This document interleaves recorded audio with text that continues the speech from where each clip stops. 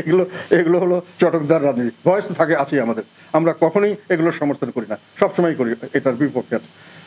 ধর্ষণ করা এবং অন্য কোনো অপকর্ম এগুলো তো স্বাভাবিকভাবেই এগুলোর সম্পর্কে বলার কোনো প্রশ্নই আসে না। ডেফিনেটলি ইটস ব্যাড ওয়ার্ড, এবং এটা নিয়ে গলাবাজি করার কিছু নেই। আমরা চাই যে এগুলোর যথাযথ ব্যবস্থা না হোক, যাতে ভবিষ্যতে এগুলো না হয়।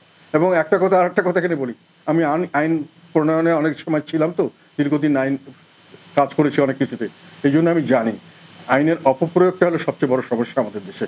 যে কোনো আইন আপনি করবেন আজকে একেবারে ফাঁসি দিয়ে দেবেন, একেবারে স্টোন টু ডেথ করবেন, মানে ইউ মাস্ট এনশিওর যে সত্যিকার অর্থেই সেই লোকটা দোষী কিনা।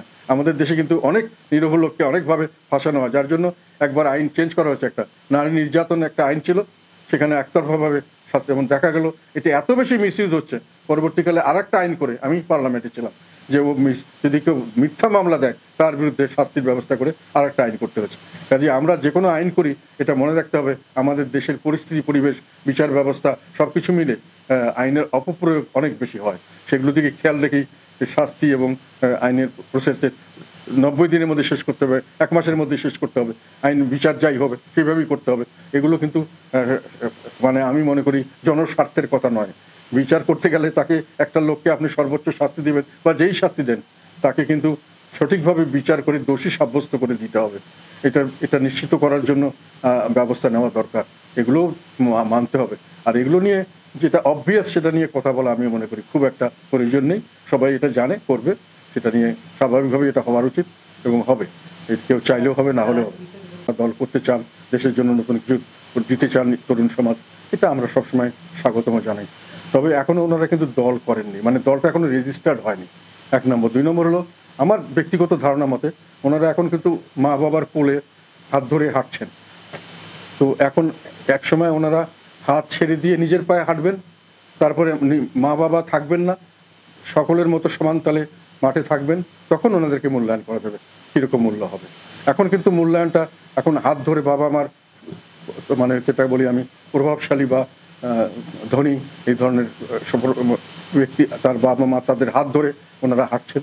হাত ছেড়ে দিতে হবে, নিজের পায়ে হাঁটতে হবে, তারপরে ওনাদের আশীর্বাদ পিছন থেকে চলে যাবে কোনো সময়, তখন ওনারা সত্যিকার অর্থে রাজনৈতিক দল হিসেবে তাদের মূল্যায়নের সময় আসবে। এটাতে অনেক জায়গায় অনেকেই বলছেন, কাজে এটা নতুন কথা বলার কিছু নেই। এগুলো আমাদেরকে কিন্তু সব পয়সার হিসাব রাখতে হয়। আমরা যেহেতু রেজিস্টার্ড পার্টি, আমরা যখন পার্টি দিই, সেই পার্টিতে কত খরচ হলো, সেটা ফান্ডিং করতে এসছে, এগুলো কিন্তু আমরা জমা দিতে হয় ইলেকশন কমিশনে। কাজে ওনারা অবশ্য এখন রেজিস্টার্ড করেননি, তথাপিও ওনারা যেহেতু একটা নতুন কিছু দিবেন বলে মানুষের প্রত্যাশা সৃষ্টি করেছেন, আমি এটাতে নতুনত্ব দেখছি না। বিশেষ করে বরং নতুনত্ব তো দেখছি না, বরং যতটুকু আছে এখন ওটার চেয়ে ওইটা আমি মনে করি একটু পশ্চাৎগামী ব্যবস্থা হয়ে গেছে।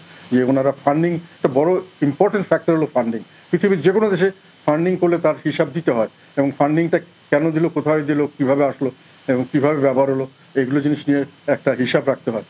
কেননা মানি অ্যান্ড মাসল পাওয়ার, এগুলো হলো নির্বাচনকে কলুষিত করার সবচেয়ে বড় জিনিস। কাজেই মানি অ্যান্ড মাসল পাওয়ার রাজনীতিকে কলুষিত করাও একটা বড় জিনিস, যেটার কারণেই কিন্তু আমাদের দেশে এত সমস্যা। কাজেই এটা শুরুতেই ওনাদের এই একটা জিনিস আমার মনে হয় সারা দেশের জনগণের কাছে একটা ধাক্কা লেগেছে। এটা নূতনত্ব নয়, বা খারাপের দিকে নূতনত্ব বলা যায় কিছুটা। তবে সুষ্ঠু নির্বাচন, যেখানে আমরা সঠিকভাবে সুযোগ পাবো প্রচার প্রচারণার, আমাদের ভোটাররা সঠিকভাবে ভোট দিতে পারবে এবং সেই ভোটগুলি সঠিকভাবে গণনা হয়ে রেজাল্ট হবে। সেই ধরনের পরিস্থিতি পরিবেশ যদি না হয়, তাহলে আমরা যদি মনে করি সেই আস্থা না হয়, তাহলে সেই নির্বাচনে গিয়ে খুব একটা লাভ হবে না।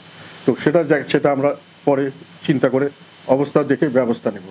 যদি দেখি যে নির্বাচন সেভাবে গতানুগতিক আগের শেখ হাসিনার নির্বাচনের মতো হয়ে যাচ্ছে, তখন আমাদের চিন্তা করতে হবে আমরা এটা নিয়ে কী করবো। আর জোট করবো কি না করবো সেটাও নির্বাচনের আগের পরিস্থিতি বুঝে ঠিক করতে হয়। জোট কখনো খুব আগের থেকে ঠিক করার সবসময় সম্ভব হয় না। এখন আমরা তো জানি না কোথায় কে যাচ্ছে, কোথায় আসছে। আওয়ামী লীগ তো এখনো মাঠে আসতে পারেনি, কাজে কার সঙ্গে জোট করবো এখন আমি বলতে পারছি না।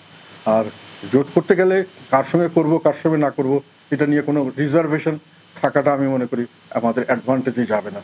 আমাদের সব দিকেই ওপেন রাখতে হবে। যেখানে আমরা মনে করবো দেশের জনগণের প্রত্যাশা পূরণ হবে, আমাদের দলের ভালো হবে, জনগণ খুশি হবে, আমাদের দলের অবস্থাও ভালো হবে, সেসব জায়গায় আমরা যাবো। আমি তো খবরের যা দেখছি বিভিন্ন জায়গায়, এটা তো খুব অবভিয়াস যে তারা সুবিধা পাচ্ছে এবং নিচ্ছে, এটা অবভিয়াস। এটা দিয়ে তো আর আমি মনে করি এটা নিয়ে প্রশ্ন করারই কিছু নেই, কারণ it is so obvious, everybody knows it. এখন তো আজকালকার দিনে সোশ্যাল মিডিয়া এত অ্যাক্টিভ, মানে সকলের সামনে মোবাইল ফোন, সবাই সবখানে ভিডিও করতে পারে, এখানে গোপন করা খুব কঠিন কোনো কিছু।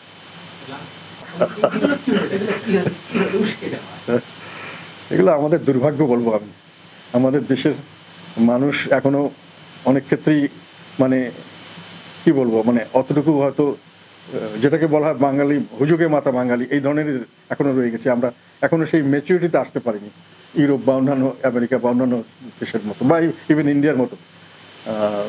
এগুলো খুবই হাস্যকর আর কি, বাট ঘটছে আমাদের দেশে।